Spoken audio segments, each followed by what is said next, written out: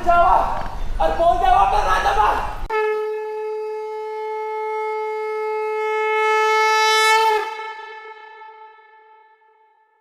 Hello, नमस्कार, प्रणाम, स्वागत है आपका एक बार फिर से।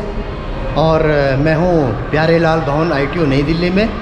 आपने पिछले ब्लॉग में देखा है कि यहाँ पे बाल रंगशाला चल रही है, जो कि गढ़वाली, कुमाऊनी और जौनसारी अकादमी इसको स्पॉन्सर्ड कर रही है। और आज यहाँ पे एक नाटक है गढ़वाली में, श्रीदेव सुमन। और श्रीदेव सुमन का जब नाटक हुआ था गढ़वाल 1 में 2016 में, मैंने भी उसमें टिहरी के राजा का रोल किया था। 2 बार वो मंचन किया गया था और दूसरी बार मैंने उसमें पुलिस वाले का रोल किया था। और आज यहाँ पे बच्चों द्वारा श्रीदेव सुमन नाटक का जो है मंचन हो रहा है। तो चलते हैं हॉल के अंदर और देखते हैं श्रीदेव सुमन का नाटक।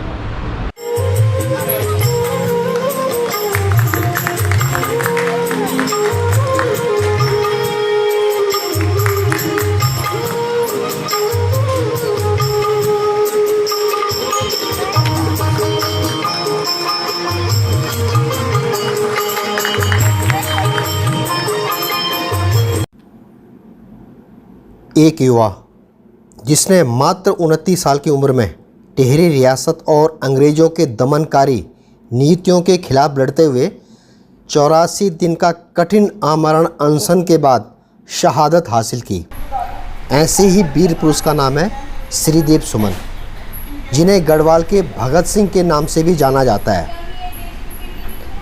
स्वयं को बोलिंदा बद्री अर्थात बोलने वाला बद्रीनाथ, मतलब खुद को ईश्वर समझने और बोलने वाले टिहरी के नरेश की राजशाही को खुद का बलिदान देकर सदैव के लिए समाप्त करने वाले श्रीदेव सुमन, जिनका मूल नाम था श्रीदत्त बड़ौनी। उनका जन्म 25 मई 1916 को उत्तराखंड के टिहरी जिले के जौल गांव में हुआ था। उनके पिता एक डॉक्टर थे एवं उनकी माता एक आम गृहिणी। उनके जन्म का वो समय था जब गढ़वाल के राजशाही घराने का जनता पर हुक्म चलता था। जनता उन्हीं अधिकारियों और राजशाही परिवारों के अनुसार चलती थी। जब श्रीदेव सुमन मात्र 3 वर्ष के थे तब उनके पिता का देहांत हो गया था, जिसके बाद परिवार की सारी जिम्मेदारी उनकी माता तारा देवी पर आ गई। उनकी माता तारा देवी ने ही उनकी परवरिश की। श्रीदेव सुमन जी ने अपनी शुरुआती जो पढ़ाई है वो टिहरी राज्य से ही की और उच्च शिक्षा प्राप्त करने के लिए वो देहरादून चले गए। देहरादून जाकर लगभग 1.5 साल तक उन्होंने सनातन धर्म विद्यालय में अध्ययन का कार्य किया। अपने छात्र जीवन से ही गांधीवादी विचारधारा से प्रेरित सुमन जी ने नमक सत्याग्रह आंदोलन में अपना योगदान दिया और साबित किया कि उनके अंदर देशभक्ति और प्रेम की भावना इस कदर भरी हुई है, जिसके कारण उन्हें 14 दिन की जेल भी हुई। वह अपने आगे की पढ़ाई के लिए दिल्ली चले गए, जहां उन्होंने 1932 में एक अध्यापन का कार्यभार संभाला। इस बीच उन्होंने सुमन सौरव नामक एक कविता संग्रह भी प्रकाशित किया और सुमन सौरव नामक 32 पन्नों का अपनी स्वरचित कविताओं का संग्रह भी प्रकाशित किया। सुमन जी हिंदू, धर्मराज, राष्ट्रमत और कर्मभूमि जैसे हिंदी और अंग्रेजी के पत्रों के संपादन से भी जुड़े हुए थे। सुमन जी हिंदी साहित्य से जुड़े हुए व्यक्ति रहे। उन्होंने बहुत सारी समाज सेवी संस्थाओं की भी स्थापना की, जैसे हिमालय सेवा संघ, गढ़वाल सेवा संघ, राज्य प्रजा परिषद इत्यादि। वह जनता पर राज्य और अंग्रेज़ों द्वारा लगाए गए प्रतिबंधों से हमेशा आहत रहे और उसी विषय में लगातार लोगों को जागरूक करने की कोशिश में लगे रहे। 1939 में टिहरी राज्य प्रजा मंडल, जो कि राज्य सरकार अत्याचारों के विरुद्ध एक संस्था थी, उसका अध्यक्ष सुमन जी को बनाया गया। अपने प्रभावी कार्य और कुशल नेतृत्व के कारण वह लोगों के बीच लोकप्रिय होने लगे। इसी डर से कि जनता राज्य के खिलाफ आंदोलन न कर दे, उन्हें अधिकारियों द्वारा गिरफ्तार कर लिया गया और राज्य से निष्कासित कर दिया गया। उनके टिहरी आने पर पाबंदी भी लगाई गई। 1942 के भारत छोड़ो आंदोलन में हिस्सा लेकर वो पुनः फिर टिहरी आ गए, जहां एक बार फिर उनकी गिरफ्तारी हुई और 209 दिनों के लिए हिरासत में ले लिया गया, जहां उन पर झूठे मुकदमे चलाए गए और इन्हीं मुकदमों के चलते उन्हें 200 रुपये जुर्माने के साथ 2 साल की सज़ा सुनाई गई। जेल के अंदर उनके साथ बहुत ही अमानवीय व्यवहार किया गया, बार बार उन्हें प्रताड़ित किया गया। बार बार कहने पर भी उनकी टिहरी के राजा के साथ सुनवाई न होने के कारण उन्हें जेल में ही आमरण अनशन शुरू कर दिया था। इस बात से बौखलाए शासन ने बहुत कोशिश की कि उनका अनशन तोड़ा जाए किसी भी तरह। उधर जनता का भी विद्रोह करने का डर था, इसीलिए जेल के बाहर ये खबर फैला दी गई कि सुमन जी ने अनशन तोड़ दिया है, जो कि बहुत झूठी खबर थी। 84 दिन के कठिन उपवास के बाद आखिरकार 25 जुलाई 1944 को श्रीदेव सुमन ने इस दुनिया को अलविदा कह दिया था। लेकिन शासन अब भी अपनी हरकतों से बाज नहीं आया और उनका शव रात के अंधेरे में एक कंबल में लपेटकर भिलंगना नदी में फेंक दिया गया। जब ये खबर टिहरी की जनता तक पहुंची तो उनमें एक आक्रोश सा पैदा हो गया था। राज्य के खिलाफ आंदोलन छिड़ गया, जिसका असर ये हुआ कि 1 अगस्त 1949 को लोगों ने इस प्रकार के कुशासन से आज़ादी मिलना तय कर लिया था।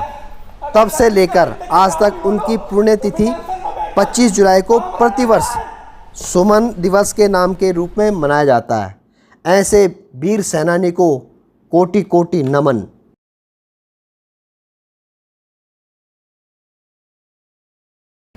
ये तो चीटिया पांडे कहाँ लिखियो? मेरा क्या धोखा लगा है? इस मंच पर अब जौनसारी नाटक अमर वीर शहीद केसरी चंद का मंचन बच्चों द्वारा किया जा रहा है। यद्यपि उत्तराखंड और भारत के कई बुद्धिजीवी वर्ग अमर शहीद केसरी चंद्र के नाम से परिचित होंगे, लेकिन भारत की सरकारों ने बस चंद पारिवारिक लोगों का ही गुणगान किया है, जिनका बलिदान से दूर दूर का रिश्ता भी नहीं है और जिन वीरों ने वाकई में इस देश के लिए स्वयं को छोटी उम्र में ही न्योछावर कर दिया, बलिदान कर दिया। उनमें एक नाम है अमर शहीद वीर केसरी चंद। भारतवर्ष के स्वतंत्रता संग्राम में हजारों लाखों की संख्या में देशभक्तों ने अपने त्याग और बलिदान से इतिहास में अपना स्थान बनाया है। उत्तराखंड राज्य का भी स्वतंत्रता संग्राम में स्वर्णिम इतिहास रहा है।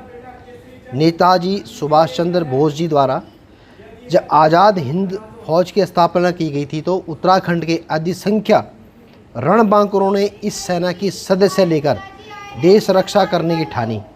इसी क्रम में नाम आता है उत्तराखंड के जौनसार बावर के वीर सपूत शहीद केसरी चंद का, जिन्होंने स्वतंत्रता संग्राम में अपने प्राणों की आहुति देकर अपने साथ साथ जौनसार और उत्तराखंड का नाम राष्ट्रीय स्वाधीनता आंदोलन के इतिहास में स्वर्णिम अक्षरों में अंकित करा दिया।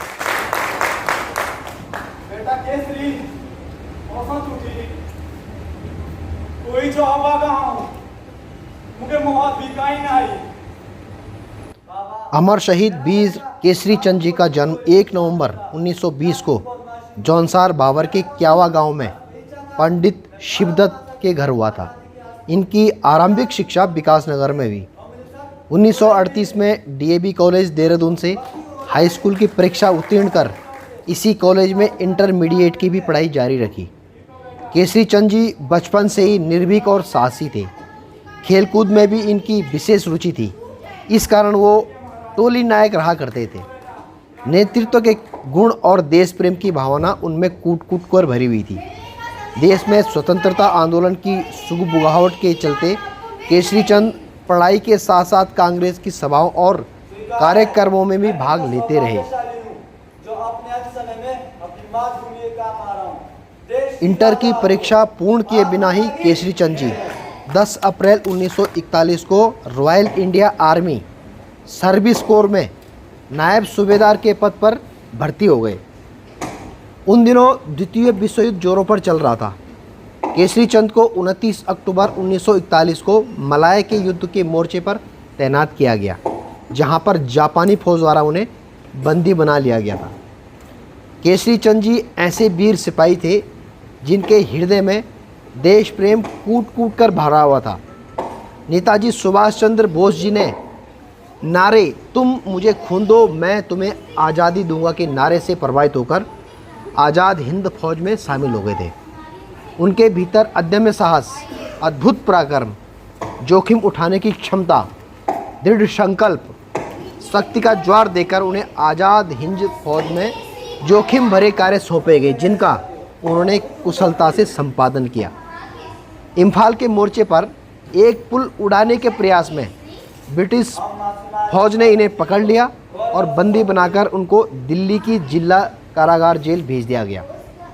वहां पर ब्रिटिश राज्य और सम्राट के विरुद्ध षड्यंत्र के अपराध में इन पर मुकदमा चलाया गया और मृत्युदंड की सजा दी गई। मात्र 24 वर्ष 6 माह की अल्पायु में यह बलिदानी 3 मई 1945 को आतताई ब्रिटिश सरकार के आगे घुटने न टेक कर हंसते हंसते भारत माता की जय और जय हिंद का उद्घोष करते हुए फांसी के फंदे पर झूल गया। वीर केसरी चंद की शहादत ने न केवल भारतवर्ष का मान बढ़ाया, वरन उत्तराखंड और जौनसार भावर का सीना गर्व से चौड़ा कर दिया। भले ही उनकी शहादत को सरकारों ने भुला दिया हो, लेकिन उत्तराखंड के लोगों ने उन्हें और उनकी शहादत को नहीं भुलाया। उनकी पुण्यतिथि में आज भी चक्राता के पास रामताल गार्डन, जिसको चौली थात बोलते हैं, में प्रतिवर्ष मेला लगता है, जिसमें हजारों लाखों लोग अपने वीर सपूत को नमन करते आए हैं। जौनसारी लोकगीत हारुल में भी इनकी शहादत को सम्मान दिया जाता है। सुपा लाइती पीठी है, ताऊखे आई गोरी केसरी चंदा, जापान की चिट्ठी आई है, जापान की चिट्ठी आई, आपो बांच केसरी है। ऐसे वीर सपूत को कोटि कोटि प्रणाम, कोटि कोटि नमन।